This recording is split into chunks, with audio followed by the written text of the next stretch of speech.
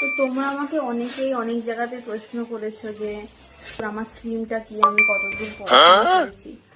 তো অ্যাকচুয়ালি আমি আমারটা তো বলবোই। দেখো, আমি আশেপাশে অনেক মানুষকে দেখেছি যারা কিনা যে যার সাবজেক্ট অনুযায়ী, কেউ নিজের সাবজেক্ট নিয়ে, যে কেউ হিস্ট্রি, জিওগ্রাফি, কেউ কেউ মিউজিক, অনেকে অনেকের মতন পিএইচডি করেছে সাবজেক্ট নিয়ে। কিন্তু আপাতত আমি কোন সাবজেক্টে পিএইচডি चले एक काम कर 200 रुपए दे और 50 रुपए काट ओवर एक्टिंग के वजह করিনি। আমি নর্মাল গ্র্যাজুয়েশন করেছি এডুকেশন নিয়ে। কিন্তু আমার একটা বন্ধু আছে যে কিনা পিএইচডি করেছে। ওর মুখ দিয়ে শুনে নাও ও কিসে পিএইচডি করেছে।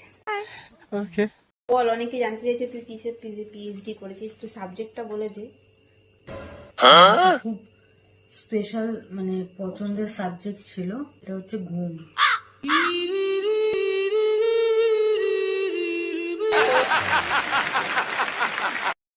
देखा आपने लापरवाही का नतीजा है।